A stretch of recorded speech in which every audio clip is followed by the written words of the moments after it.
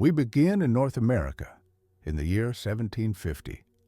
It has been 150 years since settlers from Western Europe, often fleeing poverty, hunger, religious persecution, or political oppression, first arrived on the continent. Their migration cost the lives of millions of Native Americans who had inhabited these lands for thousands of years, mostly in tribal communities. On the eastern seaboard, Britain established colonies with a population of about 1.5 million. In the north, the economy relied mainly on fishing and trade. In the south, the climate was ideal for growing tobacco, rice, and cotton. Wealthy landowners, known as planters, seized vast areas and exploited them, buying enslaved people brought from Africa as part of the so-called triangular trade. Further west, the Appalachian Mountains formed a natural barrier. Beyond them lay a large French colony, sustained primarily through trade with the Miamis. Tensions between the French and British colonies were rising. When the 7 Years' War erupted in Europe, Britain, dominant in the conflict, took control of New France. Native American tribes in the region united, demanding the withdrawal of British forces and recognition of their own sovereign nations. To calm the unrest, the British government hastily created indigenous reservations between the Appalachians, the Mississippi River, and the Great Lakes. But this decision angered the colonists. They wanted to expand westward and claim new territories. Adding to the tension, the war had drained Britain's treasury. The Crown expected the colonies to help repay the debt through new taxes, which fueled widespread resentment. In Boston, protesting the new tax on tea, colonists disguised themselves as Native Americans, boarded British ships belonging to the East India Company, and dumped the cargo, tea, into the ocean. In the wake of this growing unrest, delegates from 12 colonies gathered in Philadelphia to form the First Continental Congress. They agreed to boycott British goods. A year later, the War of Independence began. Rebels, also called patriots, faced off against British forces and their loyalist allies. On July 4, 1776, the Second Continental Congress declared the independence of the United States of America. France saw an opportunity to retaliate for its defeat in the 7 Years' War and joined forces with the Patriots. France had made a serious investment in its navy. Now it was strong enough to challenge Britain's royal fleet. France entered into an alliance with the Patriots. Soon after, Spain and the United Provinces of the Netherlands also joined the war against Great Britain. By 1783, the Patriots achieved victory, forcing Britain to officially recognize the independence of the United States.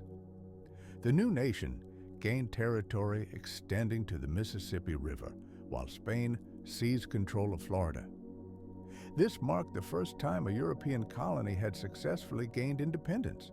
The United States adopted a constitution based on the strict separation of powers. The legislative branch, represented by Congress, was responsible for laws and the national budget. The judicial branch, led by the Supreme Court, ensured that the Constitution was upheld. The executive branch was headed by the President of the United States, acting as the nation's leader.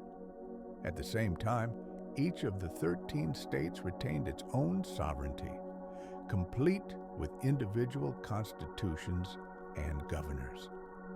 A decision was made to construct a new capital city on the banks of the Potomac River. In the West, any territory with a free population over 60,000 could apply for statehood, with equal rights to all other states. Pioneers began pushing westward displacing Native American tribes beyond the Mississippi River.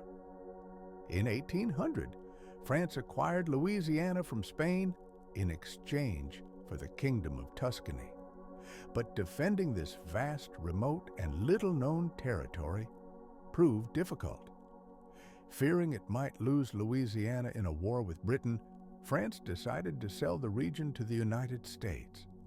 Congress then financed several expeditions to explore and reach the Pacific Ocean. Meanwhile, in Europe, France and Great Britain once again clashed. The United States attempted to remain neutral, but after disputes with Britain, entered the war. Their effort to invade Canada failed. British naval forces reached Washington, D.C. during a raid and set the city ablaze. As the war came to an end, the United States abandoned its ambitions in the north and turned its attention southward, where the Spanish Empire was declining. A military incursion into Florida, followed by diplomatic negotiations, resulted in the annexation of the territory. In the west, Oregon was shared with Britain. East of the Mississippi, 5 Native American tribes had begun to adapt to a settled agricultural lifestyle. Nevertheless, Congress decided to reclaim these lands and forced their relocation to reservations west of the Mississippi. Thousands perished during the journey. Absolutely. Here's your translated and refined English narration, shaped with realistic tone, correct grammar, and expressive flow ideal for cinematic voiceover. Thousands died of exhaustion during the forced relocation. Meanwhile, in Mexico, Texas, whose population now consisted mostly of American settlers, declared independence. Following a war, the Republic of Texas was established, and in 1845 it was annexed by the United States. However, the borders remained unclear, and the two nations found themselves at war. The United States emerged victorious and seized the opportunity to annex New Mexico and California.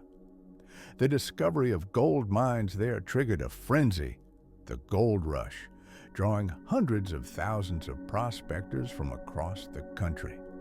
Because land routes proved hazardous, private investors funded the construction of a railroad across the Isthmus of Panama. California was admitted to the Union as a free state, with slavery outlawed. The southern states remained largely agricultural and depended heavily on slavery.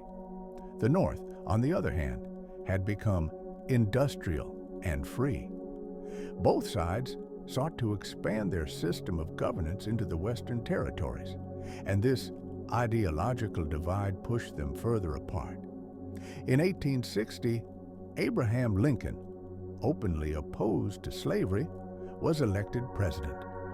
In response, the southern states seceded one by one and formed the Confederate States of America. A civil war erupted between the Union in the north and the Confederacy in the south.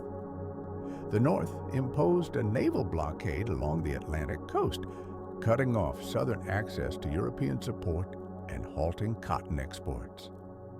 By 1865, the Union had claimed victory and implemented its policies nationwide. Slavery was abolished, and 3.5 million enslaved people were freed. However, African Americans soon became victims of segregation and racism, especially with the rise of the Ku Klux Klan, a group that advocated white supremacy. Some freed individuals migrated to the north, others moved to urban centers. Fearing Britain might take control of Alaska, the Russian Empire sold the territory to the United States. To accelerate westward expansion, the U.S. government financed the construction of transcontinental railroads. The invention of new machines and farming tools led to agricultural growth in the heartland.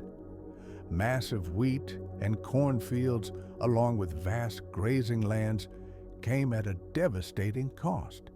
The last 250,000 Native Americans were displaced and confined to reservations. On the other hand, the fertile soil allowed industry to thrive rapidly. Continental Europe began to view the United States as a new El Dorado. Fleeing poverty and religious persecution, many people from Southern and Eastern Europe arrived in search of a better life.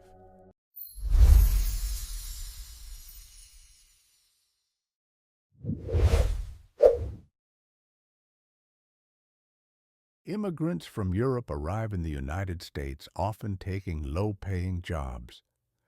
The economic boom benefits only a small segment of the population.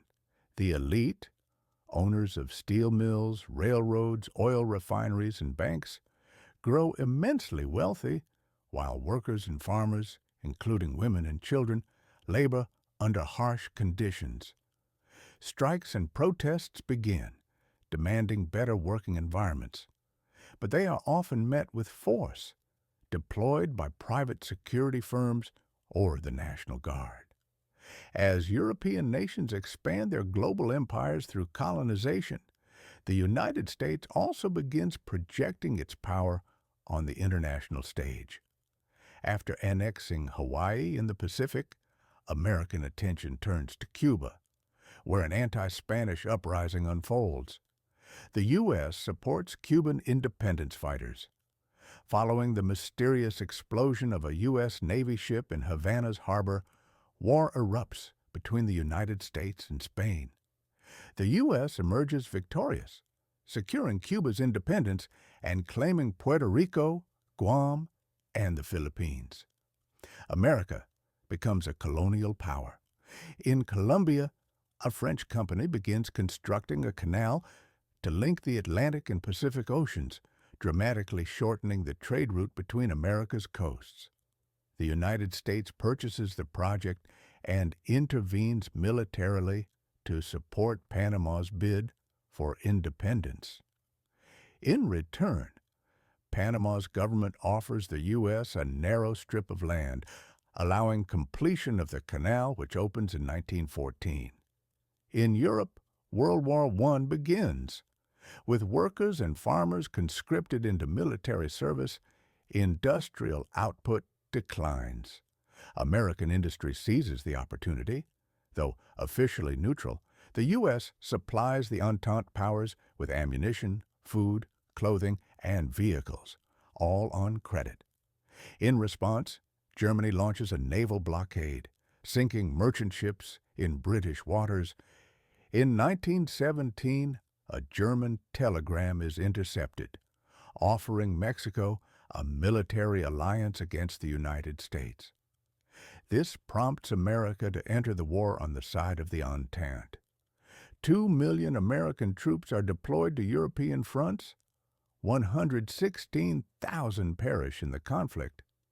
After the war, Europe is heavily indebted to the United States. American industry thrives. Advances in assembly line production dramatically increase output and lower costs. Rising consumer demand and widespread access to credit spark a boom in car sales, household appliances, and bank stocks. Hollywood rises as a global entertainment powerhouse. The spread of radio popularizes new musical genres, most notably jazz. In New York, the emergence of nightclubs fuels alcohol sales. Attempting to rein in the trend, the conservative government votes for prohibition, banning the manufacture, transportation, and sale of alcohol. In response, thousands of speakeasies spring up across the country. The mafia seizes control of this black market and quickly grows rich. Meanwhile, the South is left behind by the prosperity. Falling agricultural prices plunge the region into poverty. The Ku Klux Klan rises again, this time not only targeting African Americans but also Catholics, Jews, and immigrants. Its membership reaches 5 million before a series of lynchings leads to the group being outlawed. In 1929, Wall Street collapses. The U.S. economy spirals downward. Within just a few years, waves of company and bank failures leave a quarter of the country's workforce unemployed. Prohibition is repealed, and steps are taken to revive the economy and improve labor conditions. World War II begins in Europe. Though officially neutral, the United States prepares for conflict by reinstating conscription. Meanwhile, it sells weapons, mostly to the United Kingdom and the Soviet Union. In the Pacific, to limit Japanese imperial expansion, Japan now aligned with Nazi Germany. The United States imposes an embargo on steel and oil shipments. Japan retaliates with a surprise attack on Pearl Harbor, prompting America to enter the war. The U.S. secretly launches research aimed at developing an atomic bomb. By 1945, the Allies claim victory over Germany. The Soviet Union and the United States join forces against Japan. A Soviet ground operation in Manchuria, combined with atomic bombings of Hiroshima and Nagasaki, compels Japan to surrender. At the end of the war, the United States supports the creation of the United Nations, whose key mission is maintaining global peace and security. Europe, exhausted and devastated, faces ruin. The United States and the Soviet Union emerge as the world's two superpowers. Following World War II, both nations strive to expand their influence across Europe. The United States initiates the Marshall Plan, while the Soviet Union backs pro-communist governments in Eastern European states. Part of the world finds itself divided by the Iron Curtain.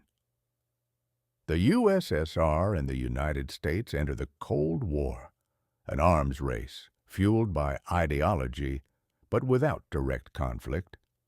Having avoided the destruction of war on its own soil, America holds a significant advantage in industry, economy, and military strength. Within the U.S., federal employees suspected of communist sympathies are forced to resign. In Hollywood, anti-communist propaganda becomes mass-produced. Internationally, the United States embraces a policy of intervention, determined to halt the spread of communism at any cost.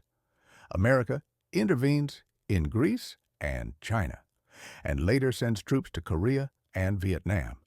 In response, the Soviet Union seeks to catch up. After developing its own nuclear weapons, it becomes the first nation to launch an artificial satellite into orbit, and then exceeds its own achievement by sending the first human into space. The U.S. responds with the Apollo program, aiming to land a man on the moon. In Cuba, America's attempt to overthrow the new communist government fails. The USSR capitalizes on the situation, forging an alliance with Cuba and deploying nuclear missiles on the island aimed directly at the U.S. Tensions soar to a breaking point, with global war seeming imminent. But diplomacy prevails, and a compromise is reached. The USSR agrees to remove its missiles from Cuba. Meanwhile, domestic movements for civil rights gain momentum in America, pressuring the government to reconsider its social policies. African Americans organize nonviolent protests against segregation. Women increasingly join the workforce, demanding equal pay. Native Americans also campaign for better treatment and recognition. During the Vietnam War, student and hippie-led pacifist movements call for peace. In 1969, the United States sends the first human to the moon. Millions around the globe watch the event live on television. On the global stage, America takes steps to reduce tensions. It begins a diplomatic rapprochement with China and signs agreements with the USSR to limit the arms race. In the Middle East, the U.S. supports Israel, during the Yom Kippur War, prompting OPEC nations to impose an oil embargo in response. Eventually, the U.S. withdraws its troops from Vietnam. 2 years later, communist forces claim victory, damaging America's reputation. The USSR uses this moment to 3.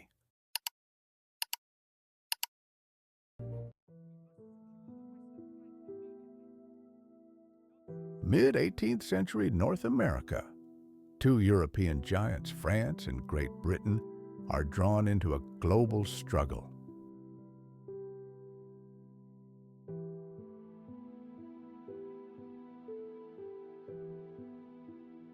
Their contest for colonial dominance has gone beyond diplomatic notes and trade privileges.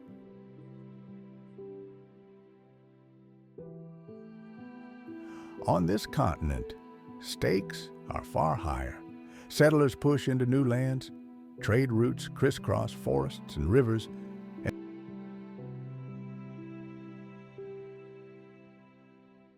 and the fates of Europeans and indigenous nations become intertwined.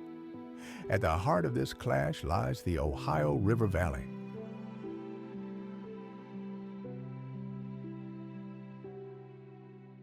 On one bank, the British colonies seek expansion. On the other, the French aim to link Canada to Louisiana.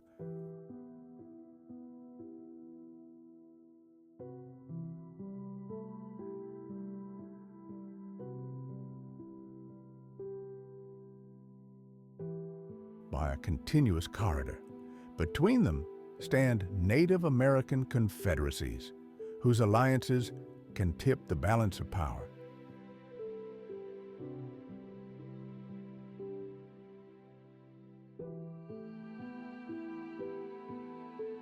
Today, we follow the first shots, the bloody battles, and the diplomatic maneuvers that ignited the largest North American war before the American Revolution.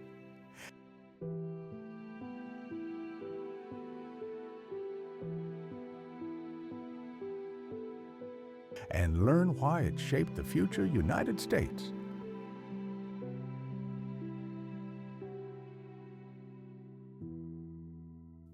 In spring 1754, a young Virginia militia colonel named George Washington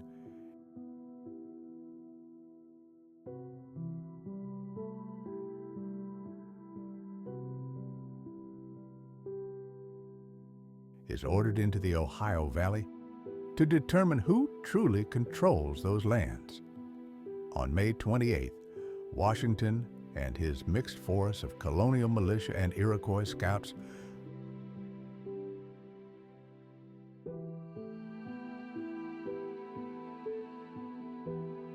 stumble upon a French detachment led by Captain Joseph Coulon de Jumonville. At Jumonville Glen, the colonists fire the first shots.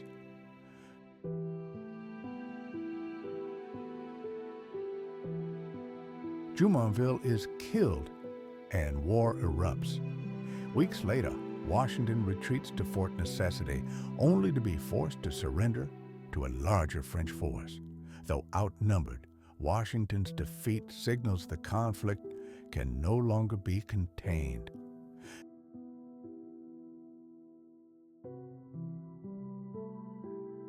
Summer 1755. London dispatches General Edward Braddock, an experienced veteran, to crush the French. In July, Braddock marches along the Monongahela River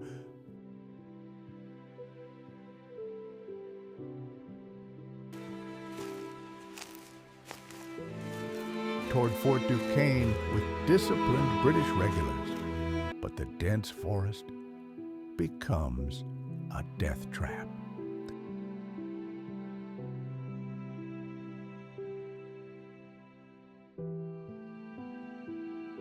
French troops, alongside their indigenous allies, ambush Braddock's column from hidden positions.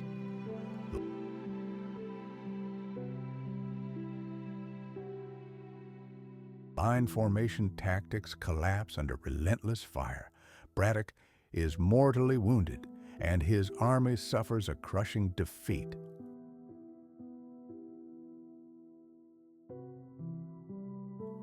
This disaster teaches Britain a harsh lesson. European battlefield methods alone cannot win in America's wilderness. After repeated setbacks, the British government changes course under the leadership of William Pitt the Elder.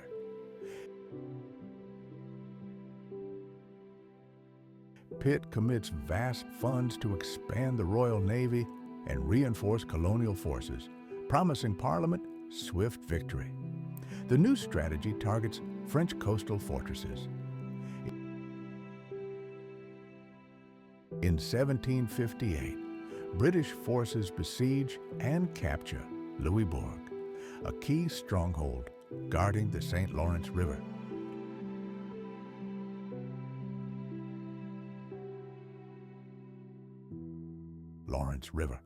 Securing Louisbourg opens a naval highway to the heart of French Canada, allowing ships loaded with troops and supplies to sail upriver toward Quebec. By 1759, Britain prepares its decisive blow.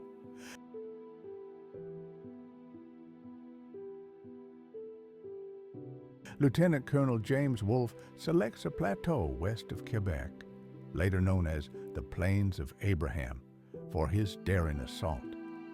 Under cover of darkness, Wolfe's troops land downstream and climb hidden paths toward the city walls.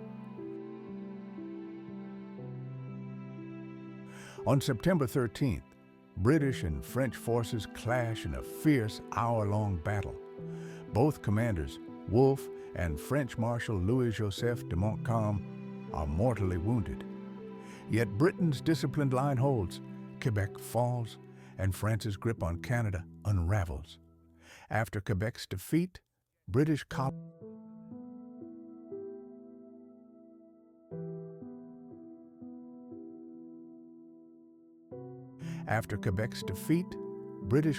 advance.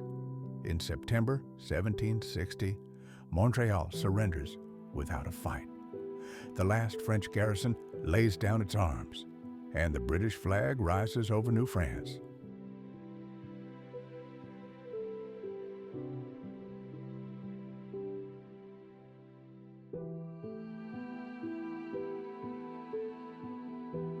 The war officially concludes on February 10, 1763, with the Treaty of Paris. France cedes all territories east of the Mississippi River to Britain.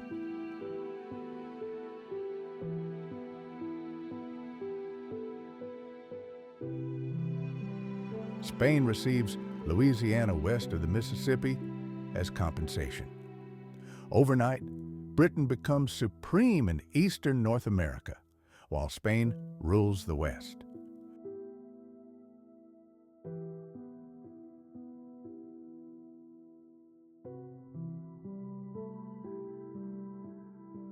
Britain paid dearly for victory. Hundreds of thousands of pounds funded troops, supplies, and fortifications. To fill the treasury, Parliament imposed new taxes on the American colonies, the Stamp Act, the Townshend Acts, and others.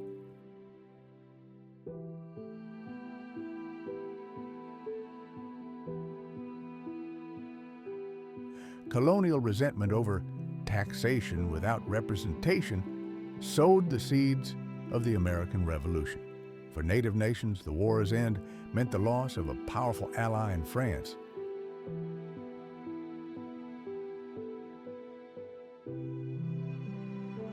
Pontiac's rebellion in 1763 exemplified indigenous resistance to escalating British encroachment.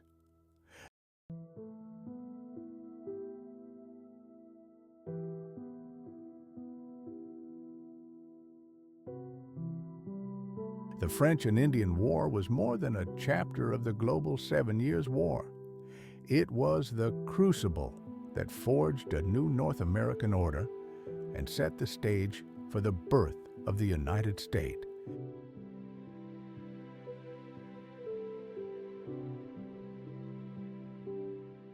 As the dust settled over the battlefields of North America, the world had changed. The French and Indian War, known globally as the 7 Years' War, was not just a colonial conflict. It was a war of empires, fought across continents, oceans, and cultures. And here, in the forests and rivers of the New World, its consequences were profound.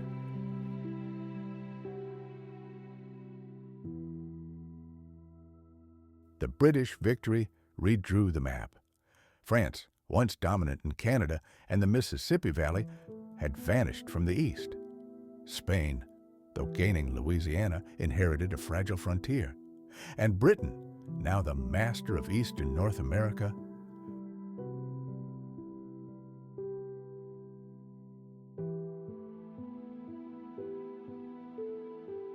faced a new challenge, ruling a vast, diverse, and restless land. But victory came at a cost. Britain's war debt soared. Parliament, seeking to refill its treasury, turned to the colonies.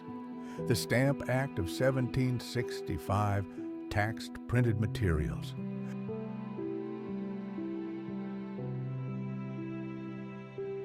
The Townshend Acts followed, targeting imports. These measures, passed without colonial representation, ignited outrage. In taverns and town halls, colonists debated their rights. Pamphlets circulated, protests erupted. The seeds of revolution, planted in the soil of war, began to sprout. For Native American nations, the war's end was bittersweet. The French, longtime allies to many tribes, were gone.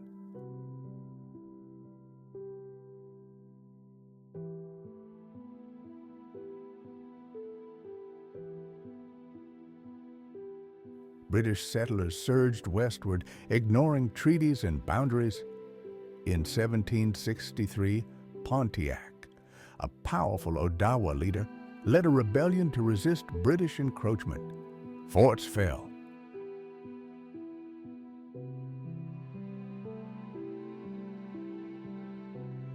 Trade halted. The frontier burned. Though ultimately suppressed, Pontiac's rebellion was a warning. Indigenous resistance would not fade quietly. The struggle for sovereignty, land, and survival would continue for generations.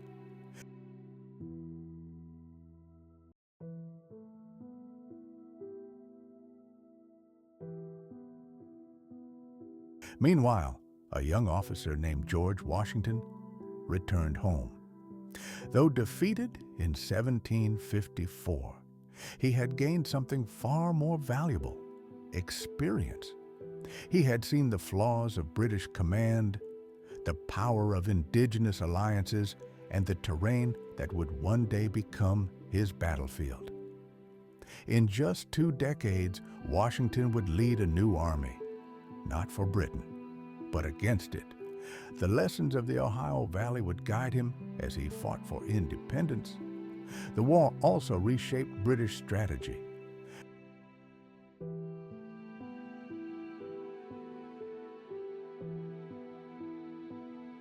William Pitt's emphasis on naval power and colonial coordination had proven decisive.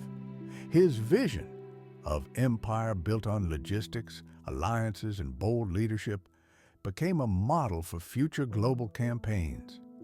And the deaths of Wolfe and Montcalm on the plains of Abraham, they became legend. 2 commanders locked in mortal combat, whose sacrifice marked the turning point of the war. Their story echoed across Europe and America, a symbol of courage and consequence. By 1763, the continent stood transformed. British flags flew over Quebec, Montreal, and the Ohio Valley. Spanish banners waved west of the Mississippi. Indigenous nations, though diminished, remained vital players in the unfolding drama.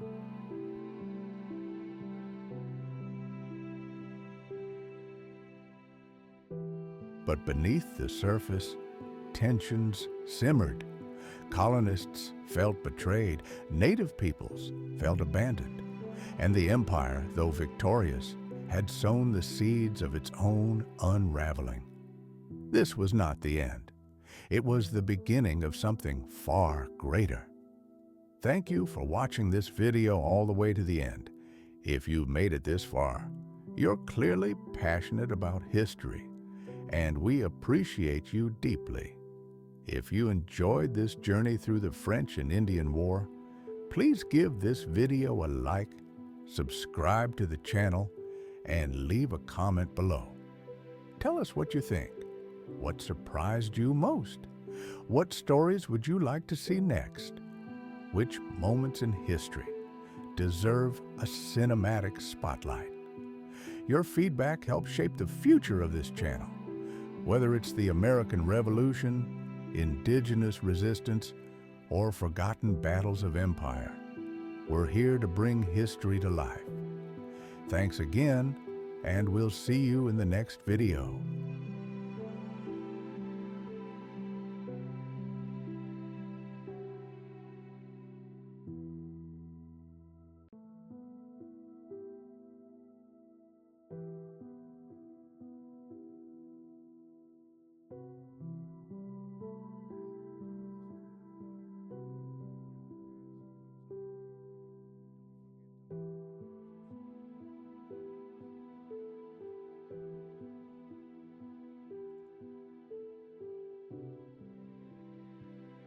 Revolution was not just a war, it was the birth of a new idea, a new nation, a new world. It began with discontent, with a sense of injustice that grew in the hearts of the colonists. After the 7 Years' War ended in 1763, the British Empire was deep in debt. To cover its expenses, London decided to tax its North American colonies. But these taxes were imposed without consent, without representation in Parliament, and so a slogan echoed across the colonies. One that became the symbol of an era: no taxation without representation. The people living on this land no longer felt like mere subjects of the king. They felt they had a voice, a right to freedom, a right to shape their own destiny. In 1765, the Stamp Act was passed, sparking a wave of protests. More duties followed on paper, glass, tea. In 1770, the Boston Massacre occurred. British soldiers opened fire on protesters, killing 5. Then came the famous Boston Tea Party in 1773, when a group of colonists, disguised as Native Americans, dumped British tea into the harbor. It was an act of defiance, bold and symbolic. In response, the British government imposed harsh measures. It closed the port of Boston and revoked Massachusetts' self-governance. But this only strengthened the resistance. In 1774, the First Continental Congress convened, where representatives from the colonies began coordinating their actions. Then came April 19, 1775. Lexington, dawn, silence, and suddenly a shot, the first. No one knows who fired it, but that shot marked the beginning of war, the beginning of revolution, the beginning of a new story. At Concord, the colonists fought back against British troops. Armed rebellion had begun. Soon, the Second Continental Congress assembled and appointed George Washington as Commander-in-Chief of the Continental Army. Washington was a reserved, resolute, respected man. He became a symbol of the struggle. In January 1776, Thomas Paine published his pamphlet, Common Sense, calling for independence. His words stirred thousands, and on July 4, 1776, the Declaration of Independence was adopted, written primarily by Thomas Jefferson. It proclaimed that all men are created equal and endowed with unalienable rights, life, liberty, and the pursuit of happiness. It was not just a document, it was a manifesto of a new era. Then came April 19, 1775. Lexington, dawn, silence, and suddenly, a shot, the first. No one knows who fired it, but that shot marked the beginning of war, the beginning of revolution, the beginning of a new story. At Concord, the colonists fought back against British troops. Armed rebellion had begun. Soon, the Second Continental Congress assembled and appointed George Washington as Commander-in-Chief of the Continental Army. Washington was a reserved, resolute, respected man. He became a symbol of the struggle. In January 1776, Thomas Paine published his pamphlet, Common Sense, calling for independence. His words stirred thousands, and on July 4, 1776, the Declaration of Independence was adopted, written primarily by Thomas Jefferson. It proclaimed that all men are created equal and endowed with unalienable rights, life, liberty, and the pursuit of happiness. It was not just a document, it was a manifesto of a new era. The war continued. In 1776, the British captured New York. Washington retreated, but struck back in winter, winning at Trenton and Princeton. These victories lifted the Army's morale. In 1777, the pivotal Battle of Saratoga took place.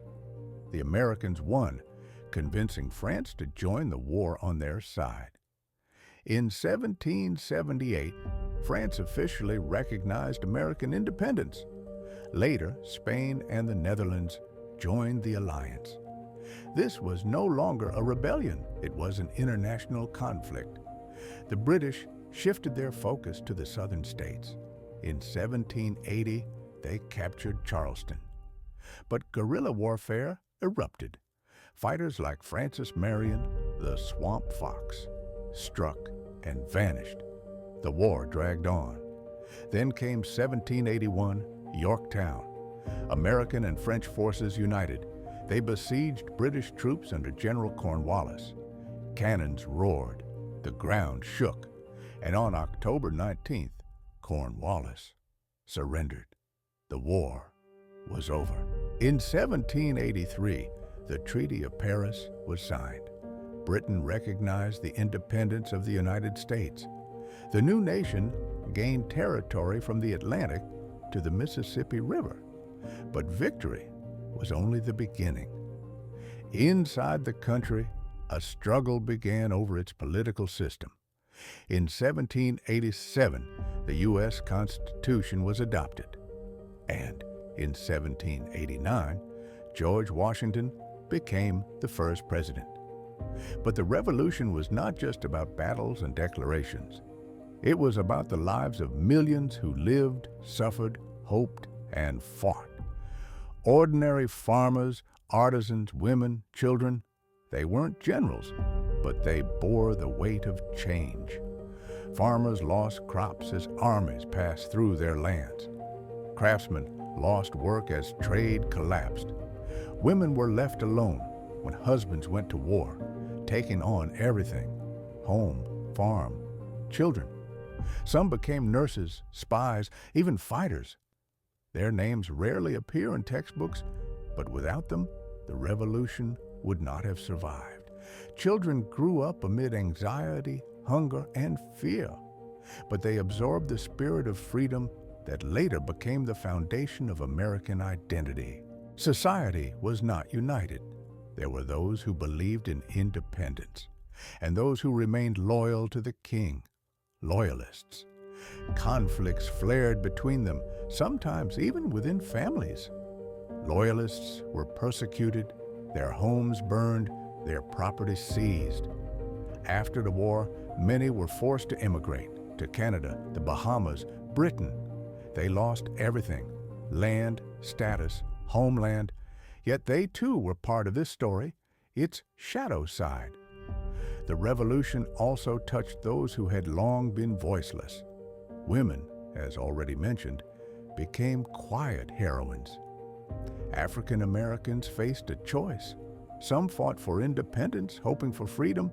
Others sided with Britain, which promised emancipation. After the war, some did gain freedom, but most did not. The revolution offered hope, but did not change the system. Still, it was the first step toward future movements for equality. The ideas born in America did not stay within its borders. In 1789, revolution erupted in France, inspired by the American example. People saw that the old order could be overthrown and a new one built. Later, independence movements began in Latin America. America became a symbol of change, a proof that people could take power into their own hands. The philosophy of the revolution ran deep. John Locke spoke of rights to life, liberty, and property. Montesquieu of the separation of powers. Jean-Jacques Rousseau of popular sovereignty. These ideas shaped the Declaration and the Constitution. The shift from monarchy to republic was bold. In the 18th century, it seemed impossible, but America did it. It didn't just change its form of government, it changed the very meaning of power. The economy changed too. Breaking with Britain meant losing familiar trade routes, but it sparked the creation of a new system: banks, taxes, domestic production. The struggle for financial independence began, for control over resources, for infrastructure, for growth. It was hard, but necessary. After the revolution, peace did not come easily. New conflicts arose, with native tribes over western lands, and within, between federalists who wanted a strong central government and anti-federalists who feared tyranny. These debates led to the Constitution, to compromise, to the birth of a political culture that still shapes the nation today. The American Revolution was not just a rebellion against Britain. It was a turning point in human history, when the idea of freedom became reality, when a united people proved they were worthy of choosing their own destiny. It was a struggle not only for independence, but for principles that would later form the foundation of democratic societies around the world. It showed that power could come from the people, that laws could serve justice rather than oppression, and though the path was hard, full of pain, loss, and contradictions, it was through this struggle that a nation was born, one that changed the course of global history. The revolution did not end in 1783. It lives on in every fight for freedom, in every voice that demands truth, and in every person who believes the future can be built on ideas, not fear. It was not just an American revolution. It was a human revolution. Thank you for watching and supporting this journey. History comes alive when we explore it together. See you in the next episode. In the early 19th century, the United States was a young nation full of energy, ambition, and contradictions. The people living at that time were incredibly diverse. In the East, farmers, merchants, lawyers, and politicians. In the South, Plantation owners, slaveholders, poor white farmers, and millions of enslaved Africans, stripped of freedom, but not of dignity. In the West, hunters, settlers, dreamers, ready to leave everything behind for a new life. Among native peoples, warriors, shamans, mothers, children, all trying to preserve their land, their culture, their spirit. When the U.S. purchased Louisiana from France in 1803, it was like opening a door to the unknown. People from the East Coast began moving westward in search of land, freedom, and prosperity. They built homes, planted corn, hunted, but in doing so, they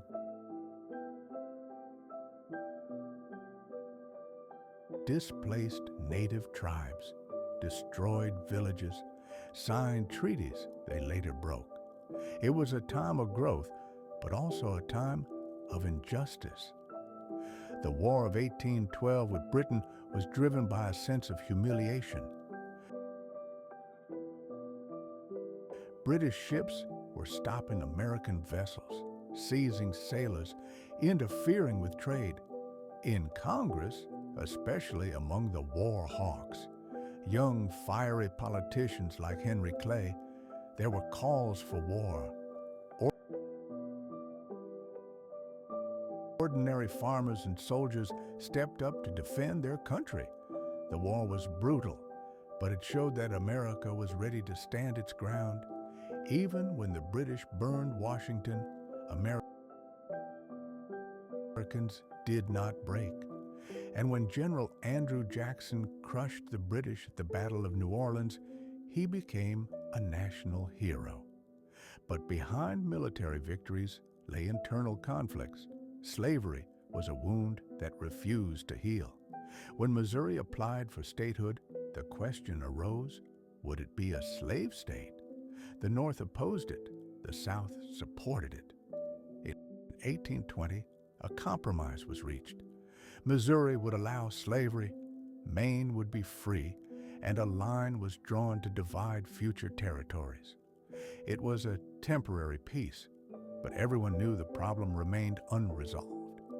Meanwhile, the South's wealth grew, built on the labor of enslaved people, on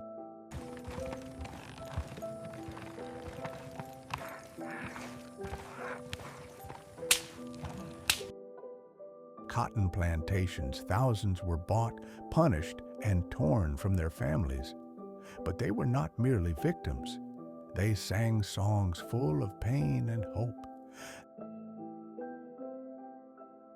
They preserved traditions, escaped, resisted. There were figures like Harriet Tubman, who would later become a symbol of defiance. There were preachers who spoke of freedom.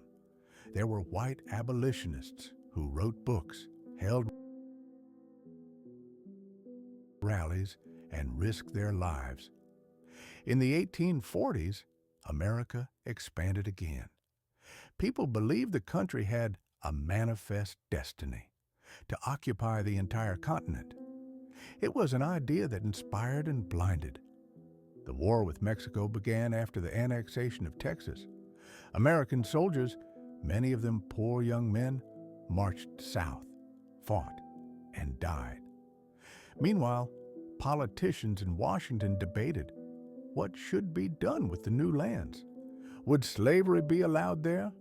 Mexicans, having lost half their country, felt bitterness and humiliation. After the war, the U.S. gained vast territories: California, Arizona, New Mexico.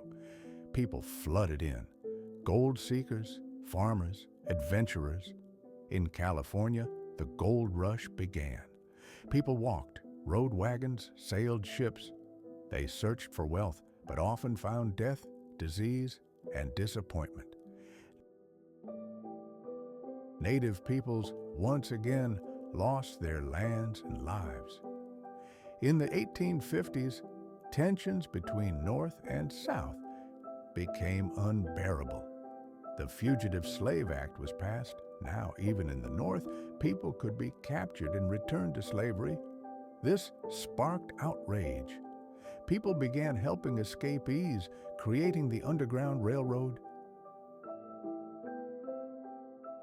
In Kansas, a real war broke out between pro- and anti-slavery forces.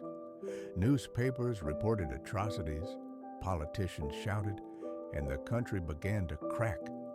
At this time, the book Uncle Tom's Cabin was published. Millions read it. It revealed the suffering of enslaved people, and many began to ask, can we live in a country where some people own others? The South hated the book. The North wept over it.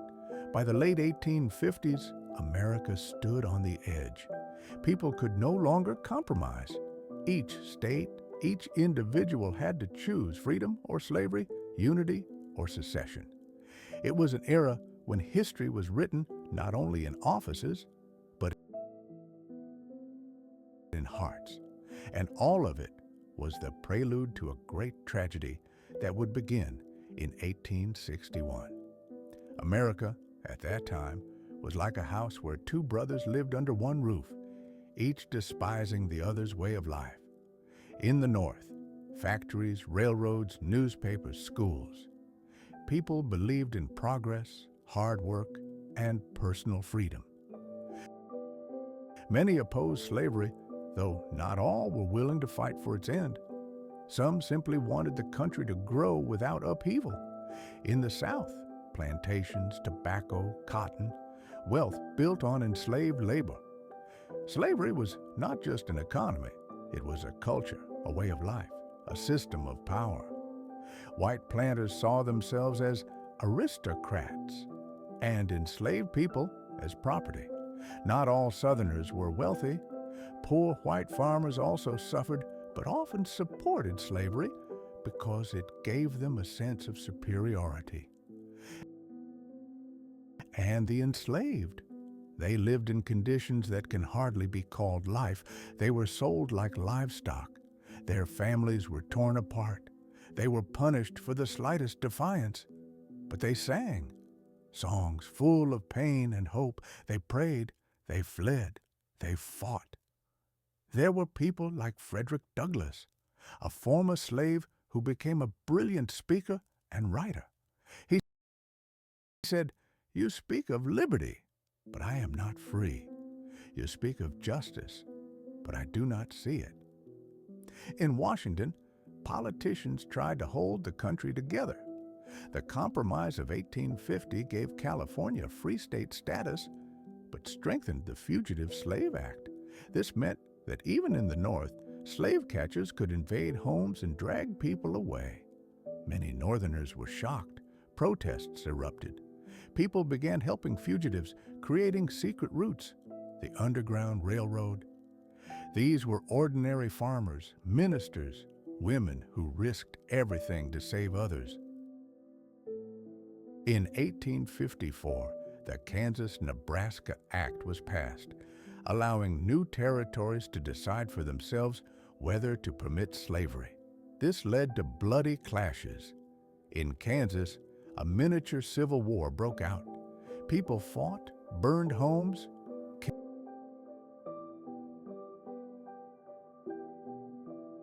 killed each other. Newspapers called it Bleeding Kansas. It was a signal. Compromises no longer worked. Around this time, a man named John Brown emerged. He was a radical opponent of slavery. He believed only blood could cleanse the nation. In 1859, he and a group of followers seized the arsenal at Harper's Ferry, hoping to spark a slave uprising. He was captured, tried, and hanged. To the South, he was a terrorist. To the North, a martyr. His final note read, "I am convinced that the crimes of this guilty land will never be purged away but with blood." Then in 1860, Abraham Lincoln was elected, a man opposed to the expansion of slavery. He did not promise immediate emancipation, but the South saw his victory as a threat. One by one, Southern states began to secede. People in the North were stunned. People in the South were resolute. America had split.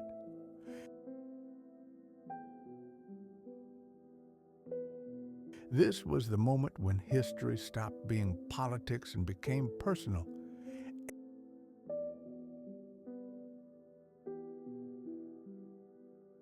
Every person had to choose a side. Brothers found themselves on opposite fronts. Friends became enemies. And all of it because of the question, can one part of a country own another?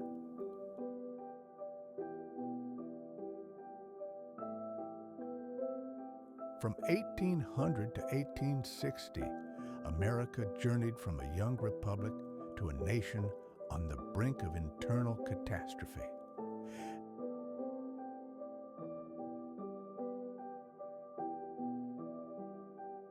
These were years of rapid expansion when people moved west, built cities, searched for gold, dreamed of freedom and prosperity.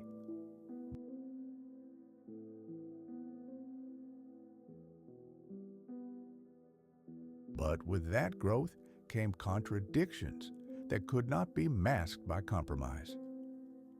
The central drama of these years was the conflict between the idea of liberty and the reality of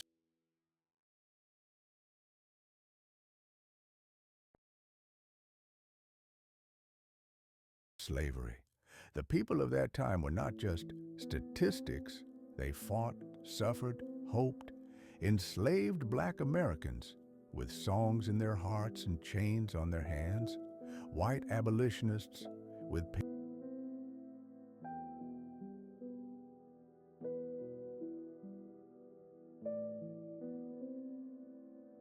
pens, voices, and courage.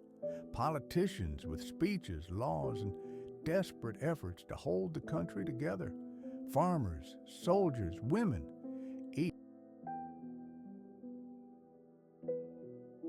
each was part of this story. America grew, but could not decide what kind of nation it wanted to be. A land of freedom for all, or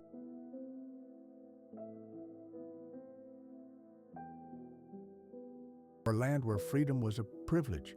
Each new state, each law, each war was a choice. And by 1860, it was clear compromise no longer worked.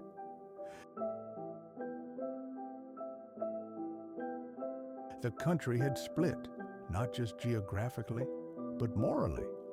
This era teaches us that history is not just dates and documents, it is people. Their fears, their hopes, their struggles. And if we want to tell history truthfully, as you do on your channel, we must see not only the politics, but the soul. Thank you for watching and supporting this journey.